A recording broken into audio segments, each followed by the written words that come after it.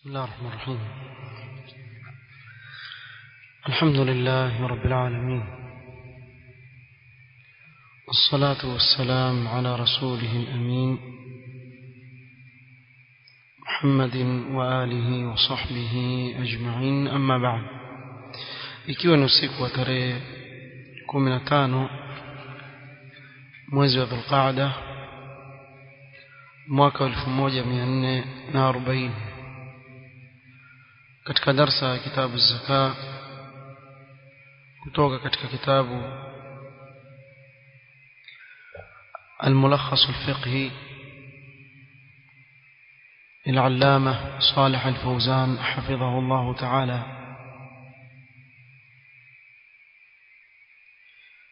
katika darsa iliyopita tulikuwa tumeanza kuzungumzia wale ambao haijuzu kwa wao kupewa katika zaka,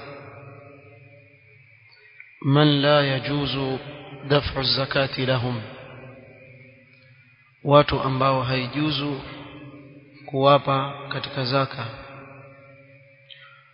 tukataja wa kwanza, wala yajuzu daf'u zakati ila bani hashim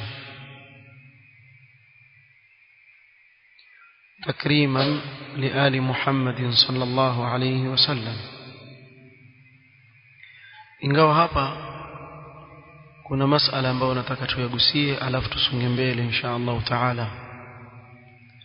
masala yenyewe ifungamana na sadaqatu at-tatawwu'. tumetaja kuwa haifai ahlul bait kupewa katika zaka kwa sababu ni uchafu wa watu, lakini je, ni ipi hukumu ya sadaqa ambayo sio zaka ya faradhi? اتفق العلماء على عدم جواز أكل آل بيت النبي صلى الله عليه وسلم من أموال الزكاة المفروضة.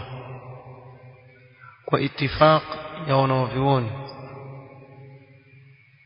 haijuzu kwa watu wa nyumba ya Mtume sallallahu alaihi wasallam kula katika zaka za faradhi, na jana tulieleza ni wakati gani yajuzu. Kwa itifaki ya wanavyuoni asli ni kuwa haijuzu. ونقل ذلك الإجماع غير واحد من أهل العلم. ومنكو إجماع يويله sio mmoja katika wanaovioni kadhaa kuwa haifai kwa ahlul bait kuchukua katika zaka ambayo ni faradhi.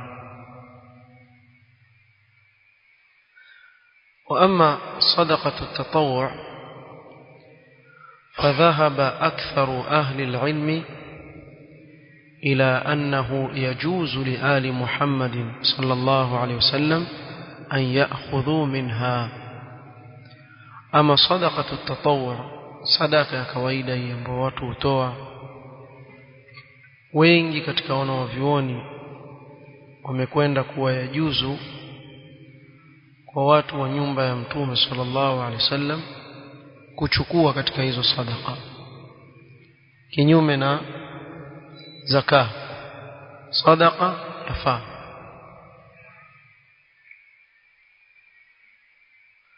وهذا القول هو المشهور من مذاهب أئمة الفقه الأربعة. يقول مشهور كما ذهبوا يا إمام وفقه وأن أبو حنيفة، الإمام مالك، الشافعي، الإمام أحمد بن حنبل. قال الإمام الشافعي رحمه الله تعالى، الإمام الشافعي رحمة الله عليه سمع katika kitabu chake al-Umm، ولا يحرم على آل محمد صلى الله عليه وسلم صدقة التطوع si haramu kwa watu au jamaa zake mtume sallallahu alaihi wasallam sadaqa ya at-tatawwu' inma yahrumu alaihim as-sadaqa al-mafruḍa kile ambacho ni haramu kwa wao ni ile sadaqa ambayo ni ya faradhi ya faradhi ndio haifai kwa wao kuchukua isipokuwa kwa dharura. fikiri hili liko wazi inshallah. Nilikuwa nataka kugusia masuala sadaqa ya tatawwu. قال العلامة الفوزان حفظه الله تعالى ولا يجوز دفع الزكاة إلى امرأة فقيرة إذا كانت تحت زوج غني ينفق عليها لأنها تستغني بما يعطيها زوجها. هيجوز kumpa zaka mwanamke fakir, mwanamke ambaye ni fakira lakini yuko chini ya mume ambaye ni tajiri anayemsimamia kile anachokihitajia ampa katika mali yake. ولا إلى فقير إذا كان له قريب غني ينفق عليه. na pia fakir ambaye ana jamaa zake wa karibu ambao wamtosheleza humpa kile ambacho akihitajia listighna'ihim bitilka an-nafaqati 'an al-akhdh min az-zakah, kwa sababu ametosheleka kwa kile anachopewa na jamaa zake kutokamana na kuchukua zaka. Kwa hivyo ikiwa ni mwanamke ameolewa na bwana ambaye ni tajiri amsimamia vizuri, basi huyu hapewi katika zaka. Kadhalika akiwa fakiri lakini ana jamaa zake walio na uwezo wa msimamia, pia huyu hapewi katika nini? Katika zaka, sababu ametosheleka kutokamana na kuchukua zaka. Na hii ni kumaanisha kuwa ikiwa kuna mke wa tajiri ambaye ni fakira lakini mume wake hampi cha kumtosheleza, itajuzu kwake kupewa nini? Kupewa zaka, sababu hapewi cha kutosheleza, bado ni mhitaji. au akawa fakir hana watu wa kumsimamia, huyo yastahili kupewa zaka. wallahu a'lam. قال ولا يجوز للإنسان أن يدفع زكاة ماله إلى أقاربه الذين يلزمه الإنفاق عليهم لأنه يقي بها ماله حينئذ. ولا يجوز للإنسان أي يجوز كمت أن يدفع زكاة ماله إلى أقاربه الذين يلزمه الإنفاق عليهم. haijuzu kuwapa zaka ya mali yake jamaa zake ambao yamlazimu yeye kuwasimamia mahitajio yao, liannahu yaqi biha malahu hina idhin kaannahu yunfiqu ala nafsihi, ni kama yajitolea nafsi yake, atoa mfuko huu akitia mfuko huu, sababu wale ni wajibu juu yake kuwasimamia mahma kana. Kwa hivyo akatoa katika zaka akasema hai sasa nawapa, ni kama yuhifadhi nini? Mali yake kutokamana na kuitolea zaka. amma man kana yunfiqu alayhi tabarru'an fa innahu yajuzu an yu'tiyahu min zakatihi. ama ikiwa yule anayemsaidia amsaidia kwa kujitolea, si wajibu juu yake kumsimamia, katika hali kama hii yajuzu kwake yeye kuwapa katika zaka yake. Kwa hivyo hapa ni tofauti. Ikiwa yule anayemsimamia si wajibu juu yake kumsimamia, ni kwa kujitolea tu amemsimamia, yule yajuzu kumpa zaka. Ama yule ambaye ni wajibu juu yake kumsimamia, haijuzu kumpa katika zaka yake. ففي الصحيح بخاري ومسلم أن امرأة عبد الله سألت النبي صلى الله عليه وسلم عن بني أخ لها أيتام في حجرها أفتعطيهم زكاتها؟ قال نعم. مك وعبد الله بن مسعود رضي الله عنها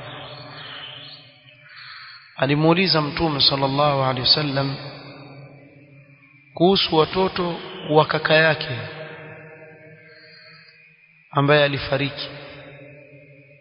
Watoto wake wakabaki mayatima, akawachukua yeye kuwalea. Je, naweza kuwapa katika zaka ninayotoa? Na mke wa Abdullah bin Mas'ud alikuwa na uwezo, mpaka mumewe pia alikuwa akimpa zaka, kama tutakavyoona hapo mbele. Mpaka mumewe alikuwa akimpa zaka, alikuwa na uwezo, alikuwa mshonaji. Kwa akipata mali basi akisaidia. Mtume sallallahu alayhi wasallam akamwambia naam, ndio waweza kuwapa katika zaka yako. Kwa nini? Kwa sababu wale mayatima walioko chini yake si wajibu juu yake kuwasimamia, amewachukua kuwasimamia tatawuan, kwa kujitolea, si watoto wake, na ni watoto wa ndugu yake, akawachukua akawalea. Kwa hivyo wale yajuzu kuwapa katika nini? Katika zaka. قال ولا يجوز دفع زكاته إلى أصوله وهم آباؤه وأجداده.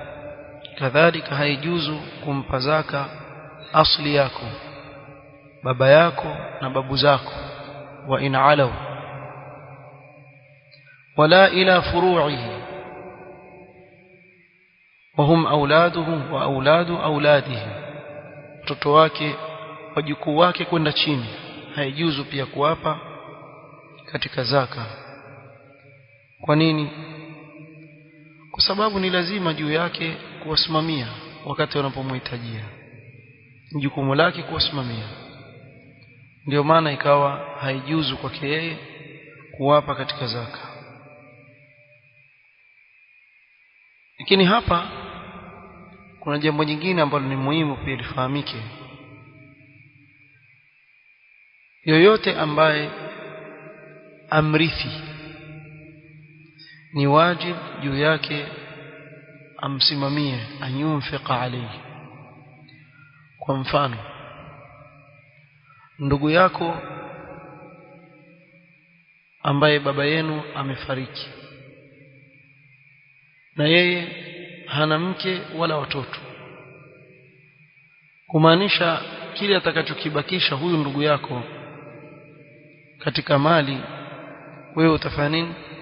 Utarithi. Hakuna maana, hakuna kizuizi cha kuzuia wewe kumrithi. Katika hali kama hii haifai kumpa yule ndugu yako zaka. Kwa nini? Kwa sababu wamrithi, na unayemrithi ni wajibu juu yako kumsimamia.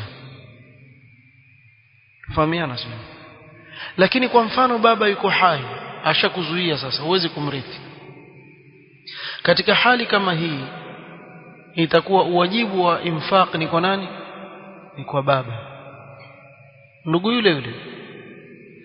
Na ikiwa kwa mfano ndugu yule yule ana mke na ana watoto wa kike peke yake, hana mtoto wa kiume, alhamdulillah, bado ni wajibu juu yako ufanye nini? Kumsimamia infaq ikiwa atakuhitajia, sababu bado wamrithi. Akipata mtoto wa kiume tayari ashakuwa ni hijab, ashakuzuia wewe kutokamana kumrithi ndugu yako. Kuanzia pale akipata mtoto wa kiume yajuzu sasa kwako wewe kumpa zaka. Fahamu? Sababu sasa si mrithi tena, humrithi tena. Tuelewana hapa? Kwa hiyo yule unayemrithi katika jamaa zako ni wajibu juu yako kumsimamia anapokuhitajia, damu na uwezo. kwa hivyo itakuwa ni haramu kwa wewe kumpa zaka. Hili pia jambo muhimu lifahamike. ولا يجوز له دفع زكاته إلى زوجته لأنها مستغنية بإنفاقه عليها ولأنه يقي بها ماله. كذلك haijuzu kumpa zaka yako mkewe,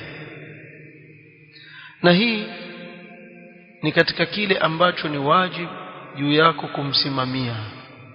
Lakini kwa mfano mkewe ana madeni hawezi kulipa, si wajibu juu yako kumlipia madeni nani? Mke wako. Mfahamu? Wewe wajibu wako ni kumsimamia katika masala ya pale pa kuishi, kula kwake, kuvaa kwake, umsimamia ile mambo ya kawaida. Lakini ameshikwa na deni, katika hali kama hiyo ulama wasema yajuzu kuchukua katika zaka kumlipia deni nani? Mkeo. Sababu si wajibu wako kumlipia deni, haiko katika infaq. Mfahamu hapa? Na hili ni jambo muhimu sana kufahamika. Kwa nini niende nichukue pesa yangu ya zaka nimlipie deni mtu wa nje wakati mke wangu ana deni adaiwa? Si hila. Ile si wajibu wangu mimi kumlipia deni. Afanya biashara zake ni zake, akaingia katika deni, yeye ni aula zaidi umlipie ile deni lake, umuondolee dhima katika shingo yake.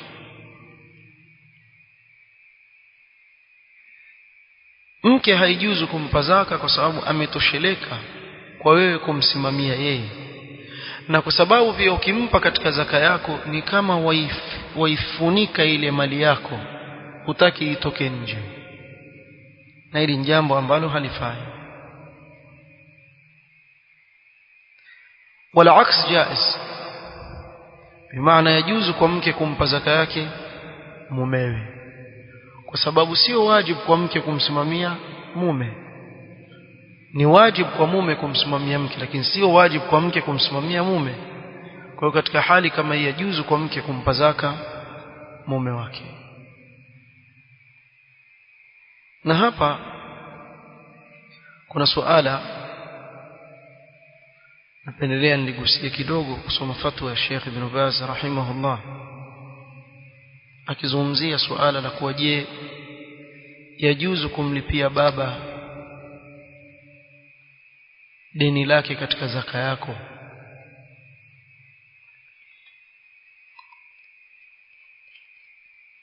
يقول الشيخ ابن باز رحمه الله: دفع الزكاة إلى الأقارب الذين هم من أهلها أفضل من دفعها إلى من هم ليسوا من قرابتك. kuitoa zaka kwa jamaa zako ambao wastahiki kupewa zaka ni bora zaidi kuliko kuipeleka zaka yako kwa wale ambao si katika jamaa zako. لأن الصدقة على القريب صدقة وصلة, kwa sababu sadaqa au zaka unaompa mtu wa karibu, jamaa yako, ni sadaqa, kisha juu yake kuna kuunganisha kizazi. illa idha kana haula'i al-aqarib mimman talzamuka nafaqatuhum, isipokuwa ikiwa wale jamaa zako ni katika wale ambao yakulazimu wewe kuwasimamia mahitajio yao. وأعطيتهم من الزكاة ما تحمي به مالك من الإنفاق فإن هذا لا يجوز. ukawapa katika mali yako kile ambacho utahifadhi nacho mali yako, ukawapa katika zaka ya mali yako kile ambacho utahifadhi nacho mali yako. Kivipi? Kwa mfano, wasimamia chakula baba yako na mama yako, mfano kila mwezi watumia shilingi 20,000 za Kenya kwa mfano kuwanunulia kila wanachokihitajia mwezi mzima. Ilipofika wakati wako wa kutoa zaka, badala ya kutoa pesa zako kuwasimamia 20,000, kusema katika hii zaka yangu 20,000 ndio zaka mwaka huu, kwa hiyo wacha nzichukue hizo 20,000 niwanunulie ile ration yao. Yani wajaribu kuhifadhi mali yako kwa kuitoa zaka kwa wale ambao ni wajibu kwako wewe kuwasimamia. Katika hali kama Sheikh Ibn Baz asema fa inna hadha la yajuz, jambo hili halijuz. fa idha qaddara anna haula'i al-ikhwa wal akhawat fuqara, kwa mfano yani mtu asema ana ndugu ana madada, ilikuwa ni swali ameulizwa na mtu, yani alikuwa uliza kuhusu swali hilo, ndio maana akataja hiyo. Mtu aweza kushangaa mbona tunaenda kwenye ikhwa na akhawat, sababu tusoma fatwa hapa. Ikiwa ni mafakiri yasema wa anna malaka la yattasi'u lilinfaq alayhim fala haraja alayka an tu'tiyahum min zakatik, na hii ni katika wale ambao bado wawarithi. Ikawa mali yako haitoshi katika kuwapa mtu, yawezekana kuitoa zaka na mali yake itoshi kuwapa. Naam, kwa mfano tuchukue urudhu tijara, bidhaa za biashara. Mtu ana duka lake, qima ya bidhaa zilizoko katika duka lake ni 500,000 ya Kenya, nusu milioni. Imefika ama haijafika nisab? Imefika nisab. Lakini mwenye duka la bidhaa za 500,000 kwa mfano, ndio maanisha shakuwa tajiri, kwa yeye kila siku aweza kupata katika faida za biashara yake akajisimamia yeye na familia yake na jamaa zake? La, kuna uwezekano yalla imemtosheleza yeye na watoto wake, alhamdulillah. Lakini mwisho wa mwaka ukitimia, ni wajibu juu yake kutoa nini? Zaka ya urudhu tijara, kwa sababu biashara yake tayari imefika nini? Nisab. Kwa hivyo ile zaka anaoipata, maadamu hana uwezo wa kuwasimamia wale ambao ni wajibu juu yake kuwasimamia, yajuzu kwake yeye kuwapa katika nini? Katika zaka. Sio, mnifahamu? Hata baba yake mzazi katika hali kama hii, siwezi kumwacha baba yangu mzazi yuwafanandaa eti nasema haifai kumpa, nenda kumpa mtu wa nje wakati mimi sina uwezo wa kumsimamia. Sio, mnifahamu ninachozungumza? Kwa katika hali kama hii, ikiwa hana uwezo wa kumsimamia yule ambaye ni wajibu kwake yeye kumsimamia, isipokuwa akipata katika zaka, basi ataichukua ile zaka na aifikishe. Tumeelewana sio? طيب. وكذلك لو كان هؤلاء الإخوة والأخوات عليهم ديون للناس وقضيت دينهم من زكاتك فإنه لا حرج عليك في هذا أيضا. au ndugu zako na dada zako pia, lau kama wana madeni ya watu ukawalipia katika zaka yako pia, la haraja alayk. وذلك لأن الديون لا يلزم القريب أن يقضيها عن قريبه.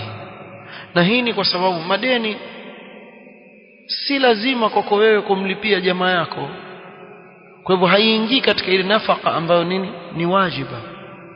Kwa katika hali kama hii yajuzu kumlipia lile deni,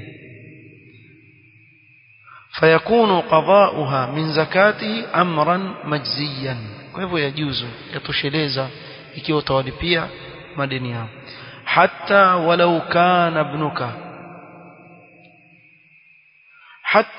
kana ibnaka au abaka wa alayhi daynun li ahadin wala yastati'u wafa'ahu fa innahu yajuzu laka an taqdiyaha min zakatika. Sema hata ikiwa ni mtoto wako au baba yako ana deni la watu na hawezi kulipa, yajuzu kwako wewe kumlipia katika zaka yako. fahamiana hapo? طيب. يجوز أن تقضي دين أبيك من زكاتك, يجوز kwako wewe kumlipia deni la baba yako katika zaka yako. ويجوز أن تقضي دين ولدك من زكاتك, na yajuzu kumlipia deni mtoto wako katika zaka yako, bishart. Na hapa pasikilizeni makini, maana mtu sasa faida gani kusema haifai kuwapa zaka, na hizo tuziona zaka za teremka tu kwa baba, kwa mtoto, kwa ndugu, hizo bishart. kuna sharti hapa mpaka iwe yajuzu. alla yakuna sabab هذا الدين تحصيل نفقة واجبة عليك isiwe lile deni ambalo wanalo sababu yake ni kupatikana ile nafaka ambayo ni wajibu juu yako kusimamia. Kwa mfano, yule baba aenda kila siku katika duka kuchukua bidhaa za chakula, sukari yake, chumvi, vitu ambavyo ni wajibu kwako wewe kumsimamia. Sasa mwisho wa mwezi ana deni, sio wewe ndio uenda walipa pale, kuwa ndio msimamia mzazi wako. Fahamiana? Sasa amechukua deni limekuwa kubwa, lakini ni deni katika kile ambacho ilikuwa ni lazima juu yako kufanya nini? Kumsimamia. Katika hali kama hii, ikiwa ni aina hiyo ya deni, fa in kana sababuhu tahsil nafaqa wajiba alayka fa innahu la yahillu laka an taqdi ad-dayna min zakatika. Ikiwa lile deni limepatikana kwa kitu ambacho ni wajibu ilikuwa juu yako umsimamie, basi katika hali kama hii haijuzu kwako wewe kumsimamia yule mzazi deni kama lile kutoka katika zaka yako. Kwa nini? Kwa sababu hapa sasa wakimbia majukumu. Nieleweke vizuri. Kwa mfano, mzazi ana biashara zake, fanya biashara zake, akapata deni. Katika zile biashara akapata hasara, akawa na deni. Katika hali kama hii itajuzu kwako wewe kuchukua katika zaka yako kumlipia baba yako deni. Kwa nini? Kwa sababu lile deni lilopatikana pale si kwa jambo ambalo ni wajibu wako wewe kumsimamia, ni biashara zake hizo, haikuhusu wewe. Lakini mfano mwingine kama huu ndio utaja, baba huyu wamwambia nenda kwa duka la fulani pale, mmesikizana naye, chukua kila ukihitaji kitu, chakula, mkate, nini, chukua wewe, kisha mimi mwisho wa mwezi nitakuwa nikilipa. Sasa kumerundika deni pale la baba yako, lakini katika kitu ambacho ni wajibu juu yako kumsimamia. Katika hali kama hii itakuwa ni haramu kwako wewe kuchukua katika zaka yako ukalipe pale, kwa sababu wakimbia nini? Wakimbie majukumu yako, na wataka kuhifadhi mali yako kwa kutumia ile zaka kwa mzazi wako. Katika hali kama hii haitojuzu. Umeeleweka? Tayeb. Kwa hilo halijuzu. Limadha? Lialla yattakhidha dhalika hilatan ala man'i al-infaqi ala man tajibu nafaqatuhum alayhi liajli an yastadina thumma yaqdi duyunahum min zakati. Si akachukua hila sasa, chukueni madeni kisha zaka, chukueni madeni kule kisha zaka tu, nendeni duka lile, chukueni. Nifika ngapi? 50,000. Zaka yangu safari 60,000, 50 na bwaga hapa, kisha 10 nitaiganyiza. Sasa wewe fanya hila wewe. Kwa hiyo ili asichukue hila, hili sharti lazima lipatikane. Tumeelewana hapa? Taibu, ilikuwa ni suala muhimu ambalo nilikuwa naona tuligusie katika kuzungumzia suala hili. Masala ya mwisho lazungumzia hapo, wayajibu ala almuslimi an yatathabbata min daf'i az-zakah فلو دفعها لمن ظنه مستحقا فتبين أنه غير مستحق لم تجزئه.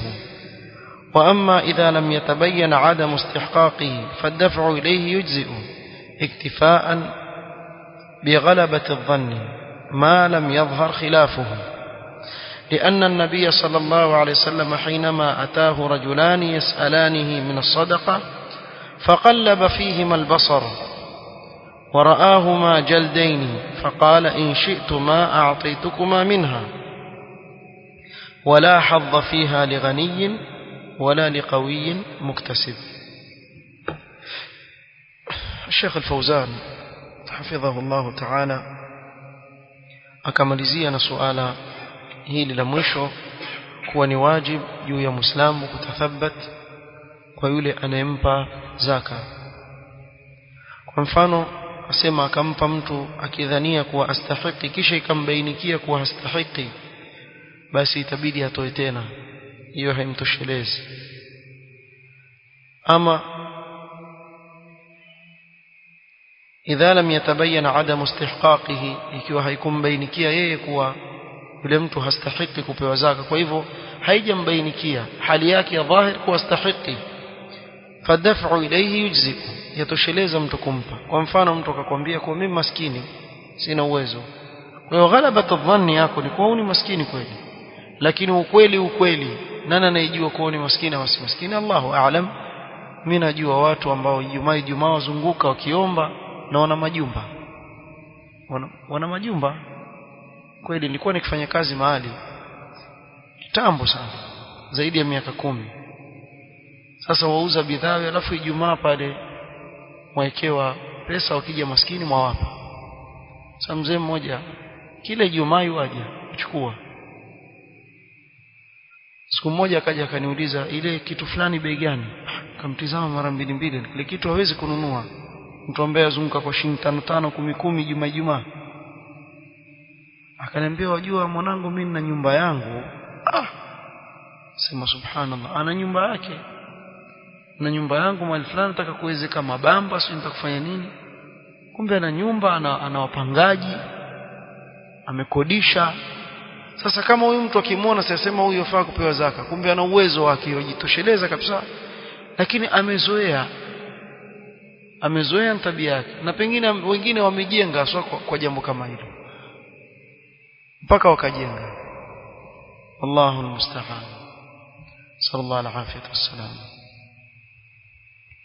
Alhasil ghalabatu dhann, kimwangalia mtu yastahiki ukampa, basi yatosheleza maadamu haijabainika kinyume cha vile ulivyodhania, ma lam yadhhar khilafuhu.